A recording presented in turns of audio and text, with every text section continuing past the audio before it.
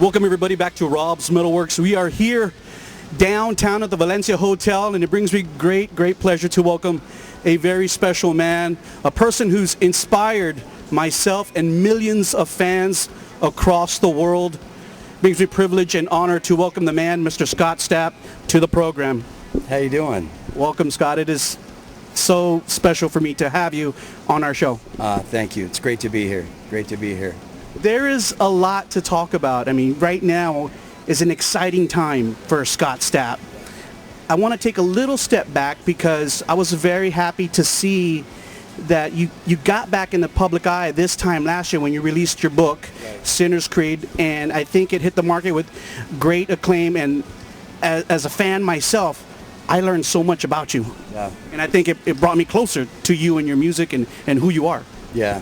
Well, I felt it was important for me to finally share that story. I was at a place in my life where I was really doing some soul searching, trying to figure out, how did I get here? Why am I this way in my life? What happened? What makes me me? What makes me tick?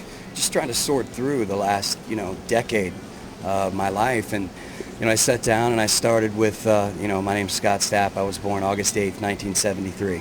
And just started writing from there and just tried to be as brutally honest as I could.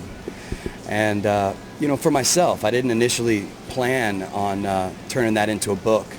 But my wife started reading through my notes, and what I thought was a mess, she began to see, hey, there's a message in there. You need to share that. And, with my faith and what was going on in my life at that time, that's what I found that God does and had done in my life, was take what I thought was a mess and turn it into a message, I want to ask you a question, and a short while ago you said, Rob, you can ask me whatever you want. Yeah. I read the book a few times, and I really wanted to absorb every component of it. And now, when I think about Scott Stapp, and his music and the person and all the things that you do, and people have become enamored with you as an artist. I look back and I think about you as a young man and the tribulations that maybe you suffered under your father, Steve Stapp, and I think to myself, he was like the antagonist in your life, but would the Scott Stapp that I love so much today even exist if it wasn't for Steve Stapp?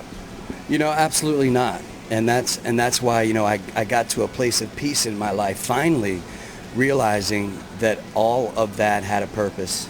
And whether I didn't understand it then, I at times had self-pity, and when I realized that, those trials that I was going through at that young age and then continued to resurface at times in my life all served a purpose. And they all helped me grow to become stronger and to develop in ways that I've found were areas that I could pay it forward, and that I indirectly and without really any intent was doing with my music, right. Sharing my heart and my soul and what those experiences were to me. I didn't realize at the time that there were so many others out there in the world that could identify and that were going through things in their life. And that pain had purpose, man. And so I wouldn't change a thing, I wouldn't either. I don't know what my life would be musically without having you and Creed and your solo work as part of it. Now, so as we talk about your solo work, yeah. Proof of Life is coming out next week. Can you believe it? Are you excited? I tell you, it's almost surreal. I've been trying to get a second solo album done since 2007, and life just had a different plan to delay it, and I really feel that I wasn't ready as an artist, and that this record was supposed to be part of a closure for me and kind of a synopsis in a time where I could really reflect and grow as a human being, and I wasn't ready to make that record at any other time until this year. So to have reached that and gotten to kind of the end of the book, so to speak, because this album really is part of the processing of that cathartic process. Right. So it's really kind of surreal, but I really feel like it ties up all the loose ends, but it's the start of a new season in my life, and I'm really excited about it. So at the time when you were working the book, were the songs on Proof of Life already coming together? Were some of them written, or was it something that you kind of tackled after you were done with the book? You know, I think I was having a real hard time really getting real candid with my thoughts and specific. And so I feel that the book helped me process so much of my life and gave me so much time really to myself to sit and to think and work through things. And so, you know, I really couldn't get these songs done or get them out because my soul wasn't ready, you know. The creative forces were still churning, trying to digest it all. And so after the book, that's when things just started flowing. Right. And then it was like, you know, I couldn't stop. You know, I've got like 10 or 15 other songs that I didn't even get to. All right. So, you know, I'm excited about, you know, how the music's coming out at this point. So you've released some tracks online, Slow Suicide, blistering rock track. Yeah. I think a lot of people fell in love with that track really quick.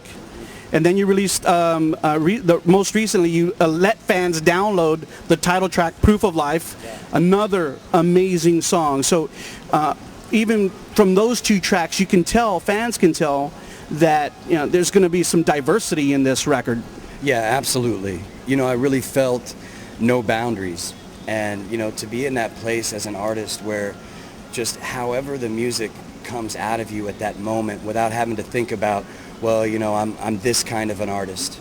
You know, yeah, I am a rock and roll artist. I love rock and roll. That's what really pulls the emotion and the depths out of me.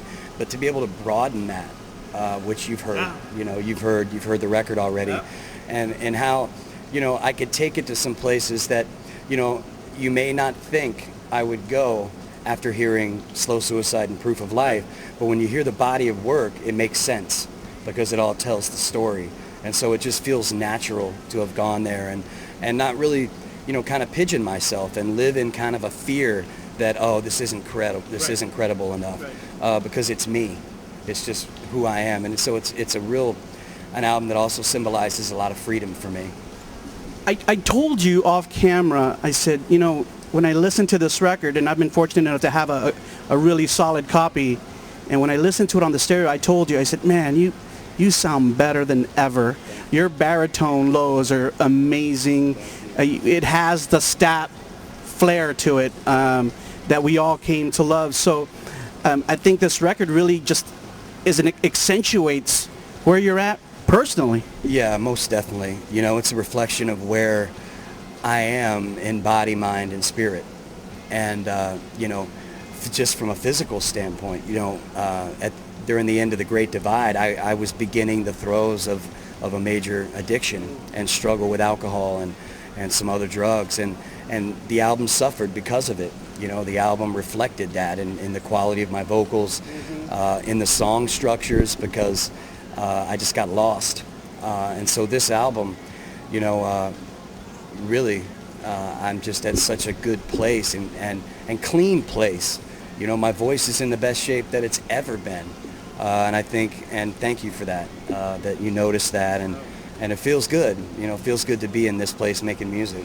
Quick, I think all the fans, once they really listen to it, are going to know right off the bat, this Scott Stapp's right where we want him, where we need him.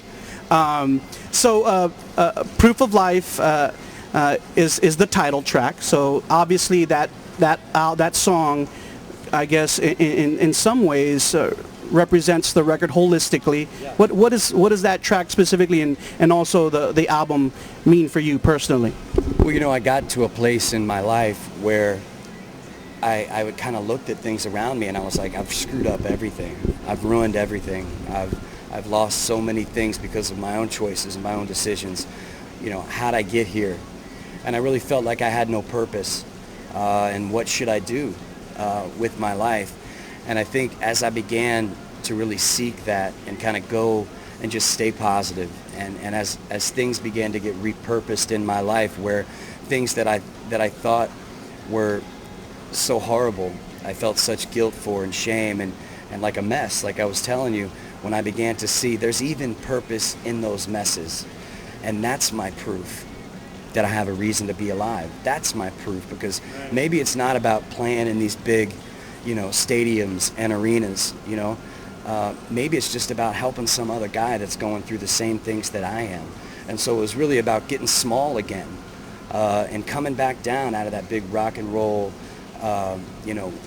fairy tale. Like the song Crash, is that what that means? Absolutely. Yes, sir. And so the album really, symbolized, just like, Proof of Life, is when someone gets kidnapped and they're being held for ransom, the person who wants to pay the ransom, is like, hey, show me that they're still alive. Prove to me that they're still alive before I give you this. And so this album was kind of me soul searching and really coming to that place where here's the proof that I'm still alive, and it wasn't all for nothing, I had a friend of mine come up to me and says, Rob, what are your favorite tracks on the Stapp CD? I said 1, 3, 4, 5, 7. I have so many favorite songs. I do want to talk about a one song in particular. There's a song called Jesus Was a Rock Star. Yeah. I love that track. Another rocking track. Great melodies to it. You sound great on it. My question is, because fans, of course, know that of your Christian background. Right. And correct me if I'm wrong. Have you ever spoken about Christ in the first person in a song?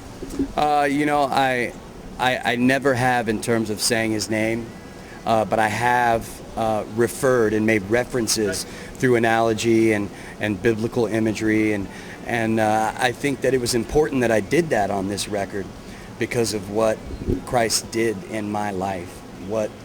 It's not what I have done. It is what Christ has done for me and saved my life, and I felt that I lived so much of my life in a struggle, trying to reconcile, being in rock and roll and playing rock and roll music, and then wrestling with my faith. And, did those two worlds, could they coexist together? And with that song, not only did I prove that those two worlds could exist together, but I also got a chance to share about Christ and what Christ has done in my life, and which is the only reason I'm here talking with you today and have this wonderful blessing of music, man. I love it. Love it. Thank you for that song. There will be music people out there who says, Rob, why didn't you talk to Scott about, why the CD sounds good, where he did it, who worked with him on it, things like that. So talk a little bit about, for all the techie people out there who want to know that stuff. Yeah, well, I used Howard Benson, from Motorhead to Hailstorm, some of his most recent work, to Skillet, and he did the last Creed record in 2009. And so, he really knows how to push my buttons. And sometimes I didn't like it. But, one thing I can always credit Howard for with this record is not only did he help me pull the songs out of me, but he helped me grow as a human being. And he helped me really come into my own and get back in touch with who I am today, but after what I experienced. And I can never thank him enough for that. And then to use Chris Lord-Alge, my gosh, man, from the Beatles to Green Day, and everybody in between, 10 Grammys, you name it.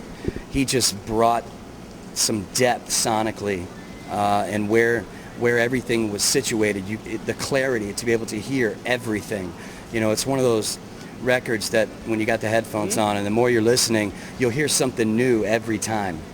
And I really, really just admire him and just love what he brought to the table creatively. And so, two rock and roll legends, helped me create this record. And I really feel like whether you like the songs or not, you can hear that those two guys worked on this record. They're masterful. Yeah. I think when I heard Jesus Was a Rock Star the second or third time, it wasn't until I heard the echo on the chorus. So that's amazing. I hear what you're saying exactly.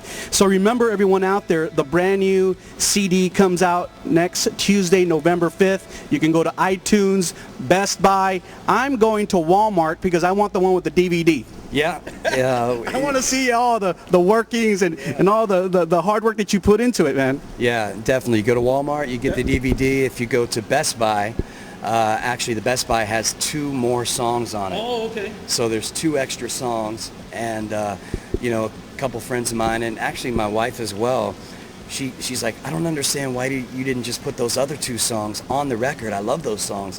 So they're not just throwaways. Right. They're good tracks, and so a lot of options out there. Cool.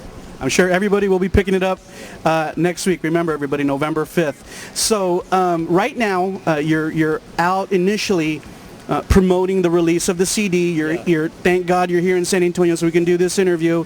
And you'll be going to Dallas soon. You're doing some Best Buy, autograph meet and greet stuff. What else does a promo tour hold for you? Just visiting radio stations, doing more interviews with guys like yourself all over, and then in the next 10 days we're going to be announcing the tour dates. So stay tuned for that. Check out scottstapp.com and my Facebook page and Twitter for those dates, and we'll be back here in San Antonio to put on a rock and roll show, man.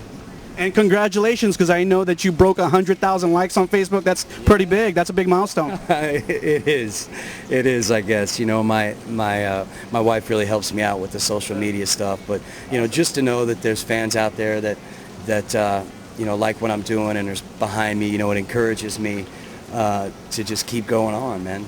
And I think now, when I hear the record, there's going to be people, I think, who never knew of Scott Stapp as a solo artist, and when they hear this CD will be new fans.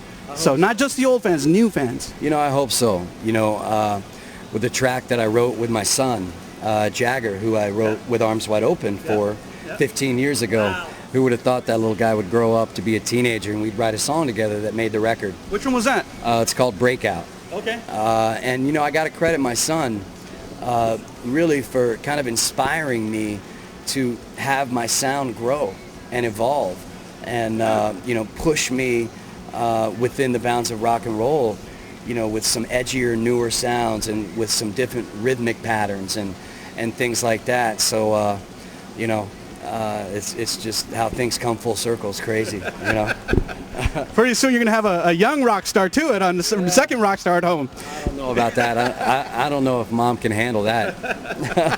Well, we have to also mention the fact that as you're doing this tour, you've always had a special place in your heart for the people who serve our country in the military. And I know that Saturday you will be at Fort Hood visiting the troops. Yeah. And people saw all the love and support you gave them on the Creed DVD. So, much props there. Thank you. God bless those young men and women and their service to our country.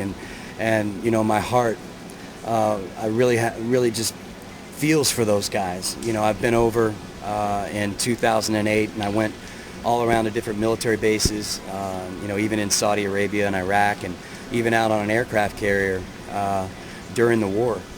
And to see those young men and women and the sacrifices that they're making, it's inspiring to me, and anything that I can do to let them know that not only how much I love them, but how much we love them as a country and appreciate their sacrifice and service. I want to be there. Sign me up.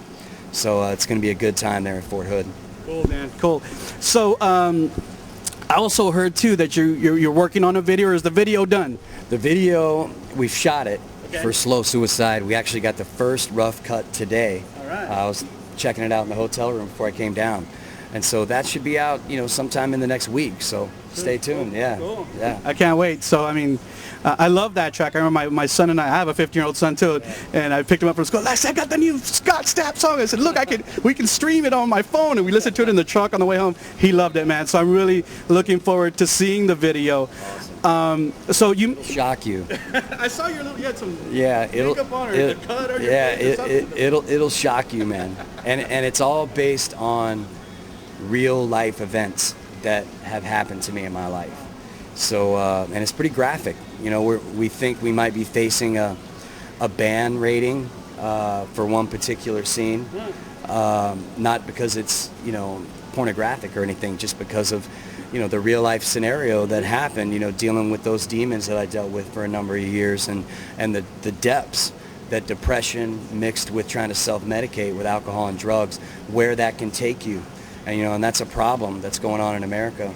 It's running rampant right now in our troops, and also all throughout the young people in our country. And I lived it, man. I was there.